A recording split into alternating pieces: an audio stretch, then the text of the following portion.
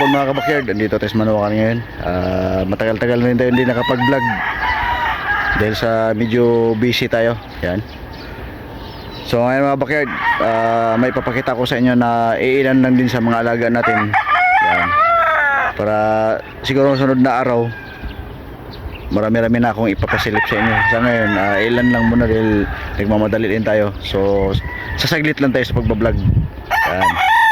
So tara, samahan nyo ako. Let's go. Papasilip ko sa inyo ang ating mga bull stag. Itong gray natin mga kabakyard, basal pa to, pero napakaganda manok nito. High station, bultong-bulto ang katawan. Yan. Vlog na to last month. Yan. Ito kakapanalo last week. Yan. Stag brand to siya na, pero nakapagbigay na sa atin ng isang karangalan.